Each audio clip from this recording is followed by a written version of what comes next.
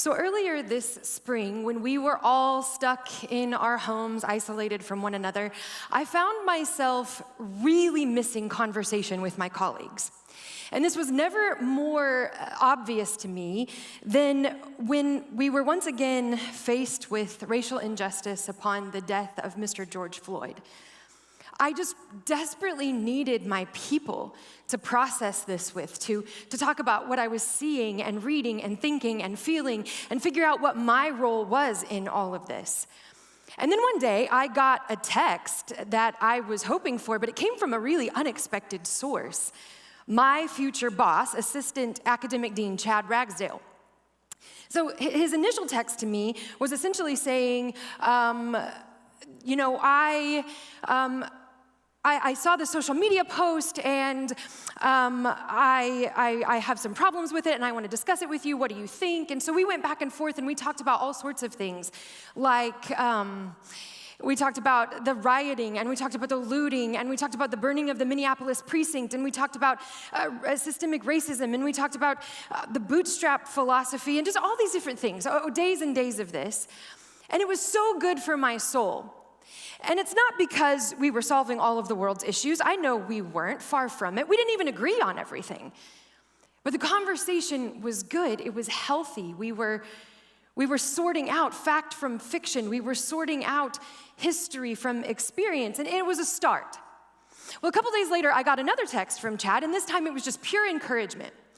He just said, you know what, we're in a weird time, and I bet there's a lot of people that are leaning on you, and they're asking questions, and they're looking for encouragement, and so I just wanted you to know that I'm praying for you today. And I just wanted you to know that you're loved. And I gotta tell you, man, that warmed my heart. I thought, man, Chad must be getting soft in his old age, you know? But it's okay, I'll take it. And then a couple days later, another text. This time it was to both me and Michael. And he said, hey, I wrote a blog post about some of the stuff we've been talking about, but I'm not gonna post it until you look at it first. I want your feedback. So I emailed it over, take a look, let me know what you think. So Michael and I both opened up our email, and he had the post, but I didn't. And so Michael quickly texted Chad, and he said, hey, did you want to send that to Beth separately, or do you want her to send her thoughts through me? To which Chad replied, well, I didn't think about Beth responding, but she's welcome to if she wants. It was weird. So Michael said, well, you texted her about it too, to which Chad responded, I don't even have Beth's number. So Michael texted him again, and he said, no, man, you've been talking to her about this stuff for like the last week and a half. What do you mean you don't have her number? And he quickly types out my 10 digits and sends it off. And this was the response we got. I have that number in my phone as Matthew McBirth. All of a sudden, so much of our conversation made so much more sense. It was all just a mistake. All of the emotion and the sorting out of politics and the prayers for a fresh wind from the Spirit and the love, it wasn't for me. Now, I tell you this story for two reasons. One, because it's always a good idea to have just a little bit of dirt on your boss, okay? But that's not the primary reason. No, I tell you this story because as soon as I saw that final text message, I recognized a very dark feeling rising up inside of me. And I'll be honest with you, it was a feeling that I was not unfamiliar with. In fact, it's a sin that I've struggled with since childhood. You know, we've all been worried about this pandemic of epic proportions for the last 8 months, but let me tell you something. Jealousy, now that is a sickness that has been eating us alive since the beginning of time. I mean, think about it. From Cain and Abel fighting for God's blessing, to Jacob and Esau vying for the family birthright, to Leah desperately desiring the love that Jacob poured out on her sister Rachel, and Rachel desperately desiring the sons that Jacob shared with her sister Leah. That'll mess you up. Then we got James and John over here, the aptly called the sons of thunder, both arguing over their position next to Jesus' side. And let's not forget about the Israelites. Oh yeah, the Israelites. Wandering in the desert, receiving their law. And there we have it right there in Deuteronomy chapter 5, our 10th and final commandment. You shall not covet. You shall not covet your neighbor's wife. You shall not set your desire on your neighbor's house or land, his male or female servant, his ox or donkey, or anything that belongs to your neighbor. Now, I'm guessing it's probably been a minute since you were really longing for that person's goat next door. But I don't have a hard time believing that the curse of coveting has made victims of us all. But I also know that I am not probably going to gain a hearing with you if I don't fess up first. So let me just crack the door on 40-year-old mom life. So I start my day every day at 5 a.m. And I don't start my day at 5 a.m. so that I can get a quick workout in before class. And I don't even start my day at 5 a.m. so that I can begin with the Word of God in one hand and a piping hot cup of coffee in the other. No, I start my day that early because this takes work. And the thing is that my classroom is filled with tight-skinned, trendy, cutesy-poo 20-year-old girls who walk in every day like, I woke up like this. And that's great, but that is not my reality. That was 2 very long decades ago. No, these days I wake up more like this. Yeah, that's true every day because I have kids and they wake me up at night. So you're hashtag blessed? Well, that's great. This is hashtag truth, okay? So then I finish my day, I teach my classes, I go to 117 meetings, and then it's time to go and pick my kids up from school. And sometimes we run a soccer practice, maybe a volleyball practice, we trudge through homework, including 5th grade math. There's something to be jealous about. And then it's time for dinner. Now, most of the time, I have a plan in place, but sometimes I think I'm just gonna jump on social media and see what everybody else is making, because that's a good idea. And inevitably, I see pictures like this one. Hashtag farm to table. Hashtag healthy family, happy family. Hashtag all natural. And I think to myself, okay, I'm gonna see your pesticide-free asparagus. I'm gonna raise you a chicken nugget. Hashtag food. Hashtag they ain't starving. Then I come to the end of my day. And I get the kids put down. I've got the backpacks packed, outfits are laid out for the next day. I have smelled the milk to make sure it's not sour because I'm a good mom. And then I think to myself, I'm going to check my email one more time. And much to my dismay, I see a question that a student sent hours ago. And so I quickly type off a response and an apology. And no sooner do I hit send than ding, they respond. Oh, hey, Mrs. DeFazio, it's okay. No problem. I decided to take my girlfriend out for ice cream. We had such a good time. We're just now on our way back to campus to start homework. It is 9:15, young man. My contacts are out. My mouth guard is in. I am dressed in oversized flannel pajamas, and my boyfriend is already snoring. Where do you people get the energy? I'm not kidding. Y'all might as well just start calling us me mom, pop pop. Because I turned 40 and 5 days later I was 85 and I am still trying to figure out what happened. But this is my life. And these are just a few of the ways in which envy catches me by surprise every single day, all in a day's work. But for those of you who are not middle-aged females in the room, I see you too. And I do know the ways in which coveting has cursed you. Remember, I've been battling the green-eyed monster for almost twice as long as some of you have been alive. So for maybe some of you, you have been jealous of your friends' functional families. I've been there. Maybe you have been envious of those who lived in a different part of town, or you wished that you had a house you weren't embarrassed to invite people to. I resonate with that. Maybe for you, you've been jealous of your friends' cars in high school, or maybe you're jealous of your friends' cars right now. My first car was a retired mail truck that I bought for $100 at an auction, so. Maybe for you, you have been jealous for better clothes or nicer shoes, or maybe for you it was straighter teeth or cuter hair or a smaller waistline or bigger biceps. Maybe you've been envious for the captain position on the team, or maybe you just wanted to be on the team at all. Maybe you've desired to have a part in the play rather than to be the one painting sets. Maybe you have been envious over having a significant other or a significant other who's nicer to you. Maybe you've been jealous of his grades or her personality or their scholarships. Maybe right now you're sitting there envious of the roommates who actually get along, or the students who don't have any missing assignments, or that impromptu movie night that you weren't invited to, or the students who already know what they're doing next summer. Maybe you're jealous of those students who get to go home on the weekends. Or maybe your envy looks like having a home worth going to. And maybe for others of you, you're just sitting there thinking to yourself, all of these little insignificant secret desires are not that big a deal. Like, why are we getting worked up over coveting? And I know we look at the 10 Commandments list, and it is really easy to ignore this one. I mean, maybe you're thinking, well, it's not like murder or stealing or adultery. Those are huge sins. I'm not doing any of those things. Well, good. I hope you're not. But then you do realize you're making my point. Because when it comes to coveting, there's something here for everyone. Coveting is real, and it's really easy to fall into, which means it really is a problem. Now, if I were to say Galatians chapter 5, most of you would probably immediately think of the fruit of the Spirit, right?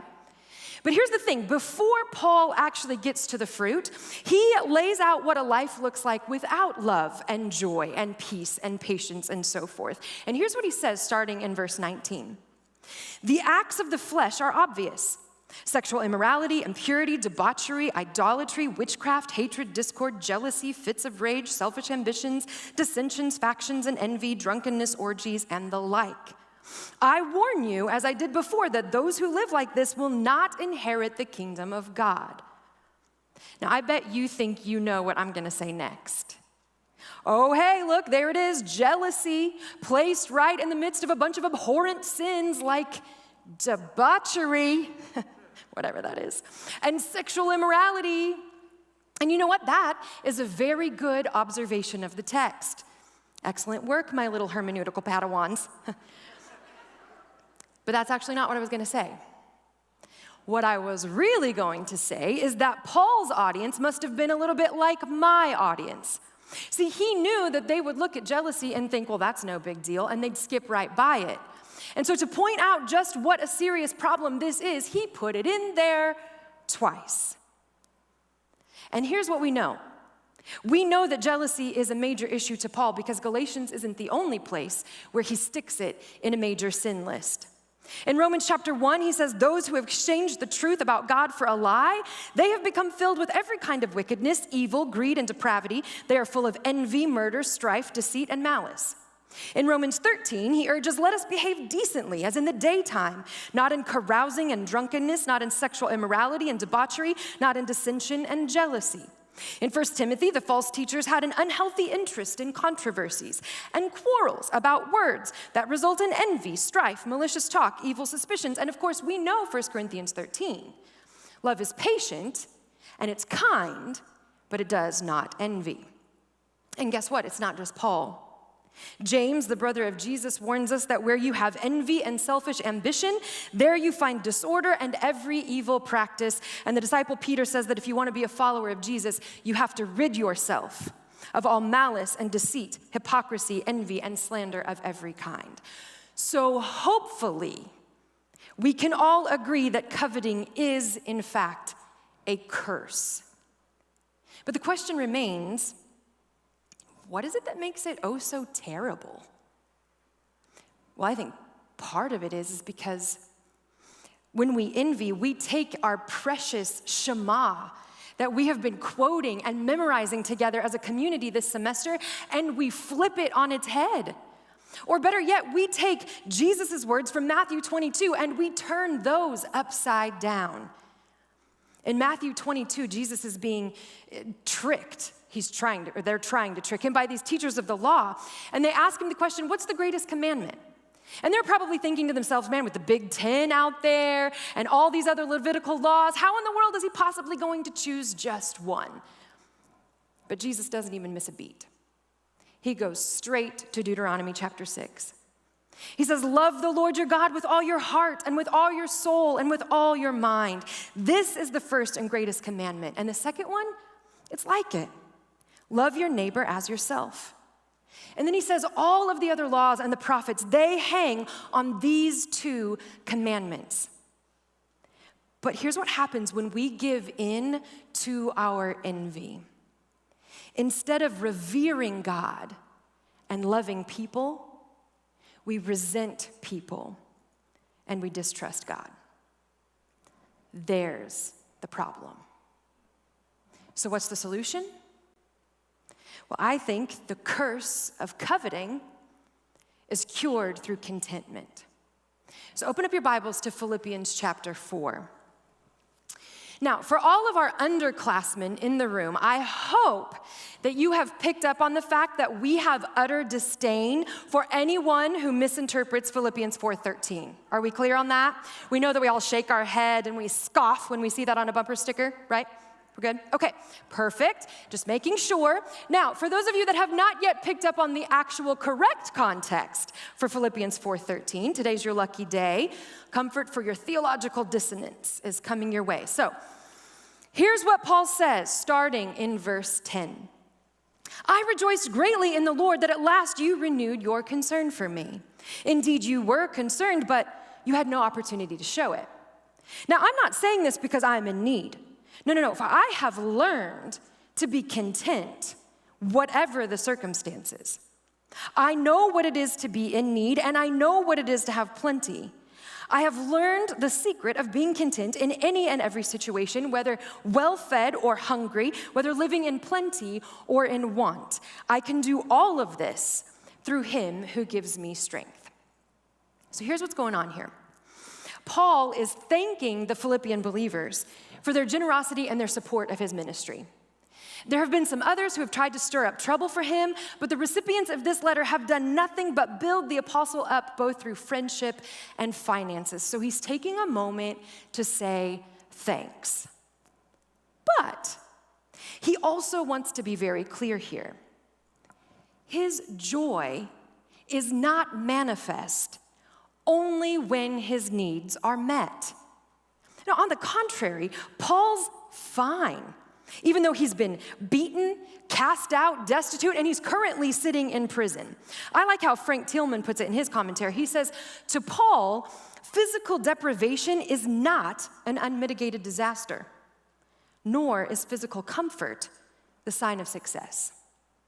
No, contentment supersedes all circumstances. And there's a couple characteristics of contentment that Paul points out here. I don't want us to miss these. One, we need to see that this is learned. Paul is telling us that this doesn't come naturally to us. It's actually part of our humanness to live just the opposite of content, actually.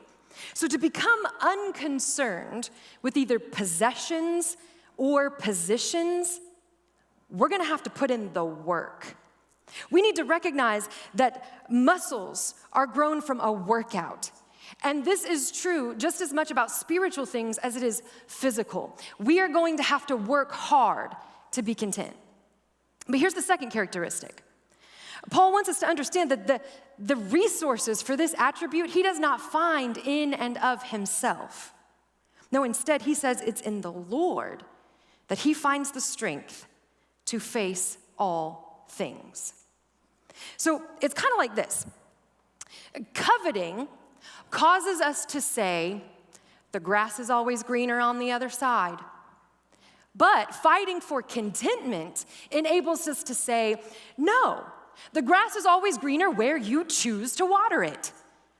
Hey, if Dougie can quote Avril, I can quote the Beeb, okay? And this is true. We have to work for it, we have to go through the process, but it's not the whole truth. Paul says it's not enough to just say no to sin. It's not enough just to say no to our covetous temptations. We also have to say yes to the Spirit of God who lives inside us. And when we spend time in His Word, serving His people, living a life of worship to Him, then we will develop the strength to fight the very things that are trying to hone envy in our hearts. The curse of coveting is cured through contentment. And contentment takes commitment and a whole lot of Christ. So this is helpful. This is good. But I want to get practical with you. I want to offer you 2 pathways that you can start walking today to begin cultivating contentment in your hearts. Because here's the thing, if we're going to flip those 2 commandments back the right way around where they belong, then we need to celebrate our brothers and sisters, and we need to lean into the sovereignty of God. So our son Carson has this weird obsession with measuring things. It's really odd. I noticed it when he was about 3 years old, but he just loves to measure. So a couple years ago, we actually bought him a tape measure for Christmas, and he was elated. He uses it all the time. In fact, just a couple weekends ago, we were woken up way too early because Carson was crawling into our bed, and it wasn't for Saturday morning snuggles. It was because he needed to measure our headboard, because that was on his agenda for the day. Now, I will tell you, when this all first started, it was very cute and it was funny, but after a while, guys, I was like, enough already. It's time for this childish behavior to go. But it did get me thinking about my own obsession with measurement. But see, I don't measure things, I measure people. There have been a lot of seasons in my life where I am unable to walk into a room without busting out my beauty barometer. And I convince myself that if I don't bring my weight and wittiness, people are going to pass me by. And if I don't bring pounds of productivity, what good am I? And I'll be honest with you, I'm still intimidated by people's unending capacity for creativity. And I bet I'm not the only one. Because for some reason, we have got it in our heads that to be acceptable, we have to be exceptional. But it's time for this childish behavior to go. We have got to get rid of our ridiculous rulers and lean into the immeasurable grace of God. And how do we do that? We stop walking into every room just looking to size up the competition. But instead, we walk into every room and we find someone to celebrate. Congratulate her on the job offer. Congratulate him on the new truck. Congratulate them on their recent engagement. And listen, I know that this may feel forced or even false at times. I've struggled with that too, especially in our age of authenticity. But guys, it's just like any other spiritual discipline. When we are fighting for contentment, it's hard at first, but the more you do this, I promise you, it will become more natural. And also, guys, I'm gonna be real. If you really want authentic relationships, then you are gonna have to do something about your envy. Beth Moore says that jealousy is a notorious misperceiver, and she's right. This is a deep and ugly emotion that almost always creates scenarios between people that aren't actually there. It breeds resentment. So if all you ever do is rank the room, you will not have real relationships. If all you ever do is rank the room, you will not find contentment. And if you do not find contentment, you will not be able to worship in freedom and in truth. John 2 reminds us, don't love the world's ways. Don't love the world's goods. Love of the world squeezes out love for the Father. Practically everything that goes on in the world, wanting your own way, wanting everything for yourself, wanting to appear important, has nothing to do with the Father. It just isolates you from Him. The world and all its wanting, it's on the way out. But whoever does what God wants is set for eternity. So celebrate your brothers and sisters with as much genuine gladness as you can muster, and lean into the sovereignty of God. Now, I will be the first to admit that I have trust issues. But when I discover that I don't trust someone, I like to call that the spirit of discernment, because then it's their problem and not mine. But the question haunts me, what do we do when we don't trust God? Recently, one of the girls in my BibCom class was sharing an illustration about some sheep who had trust issues with their shepherd. These sheep had devoured everything in their pen. There was literally nothing left for them. And so they had developed this habit of lining up against the fence row and looking out to the meadow beyond, desiring what they could not have. But their shepherd knew their needs. And so he came and he opened up the gate on the other side. I mean, he opened it wide open so that they could go out and find refreshment and everything that they needed and more. But the dang sheep wouldn't turn around. They were fixated on what they thought was the only answer, even though their shepherd had their well-being firmly in hand. Anyone else feel a little sheepish? We claim that we trust God with our salvation. We trust God with the universe. We trust God as our living hope. And that's good. I hope that's true. But what does it mean then when we don't trust God with our finances, our relationships, our resources, our government? The thing about leaning into the sovereignty of God is that we don't get to choose between ultimate and specific trust. If you trust him, you trust him. And why wouldn't we, church? He dresses the lilies of the field every morning. How much more so is he going to care for your needs? He feeds every bird every day. How much more so is he going to pour out blessings on you? He tells us to ask and to seek because he wants to give us good things. So if you're not seeing that, is it possible that you're looking in the wrong direction? This is why every single semester I task my Essentials of Spiritual Formation class with keeping a joy journal.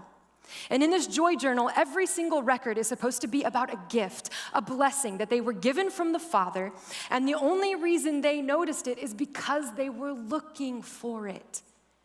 See, it's real easy to pray prayers like, hey, God, thanks for everything you've ever given me. But what I've learned is that to truly trust in the sovereignty of God, your prayers have to be specific. What I've learned is that I have to count my blessings, literally name them one by one. So yes, I journal them. I make lists of them. I have conversations about them. We sing about them.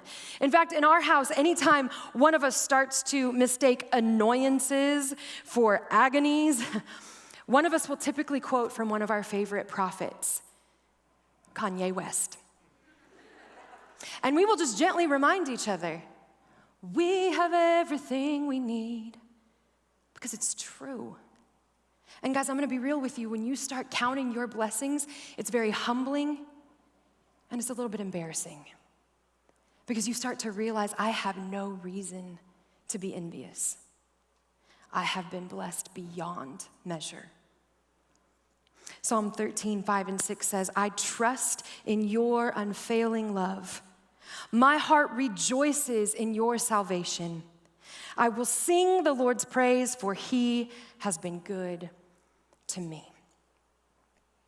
And speaking of singing, I don't know about in your homes, but when The Greatest Showman came out, we had that soundtrack on repeat in ours. All of us had our favorite song that we liked to play, and we would oftentimes ask other people what their favorite song was. And I was always surprised at how many people chose the song, Never Enough. Sure, the melody is beautiful, and yes, she sings like an angel, no question, but the words are devastating. All the shine of 1,000 spotlights, all the stars we steal from the night sky will never be enough. They'll never be enough.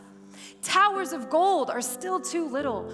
My hands could hold the world, but it'll never be enough. It'll never be enough. That's horrifying.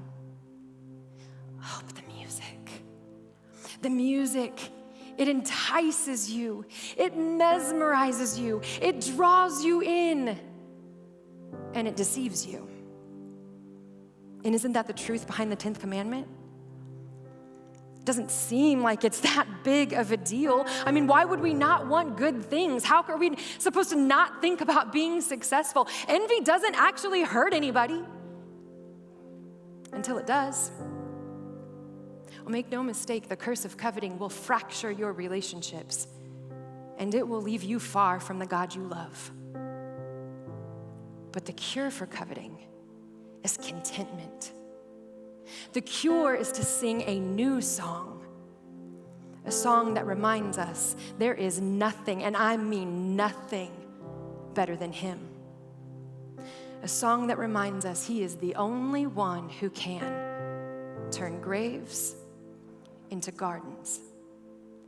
And would you take it from a recovering coveter? I promise you, the grass doesn't get any greener than that.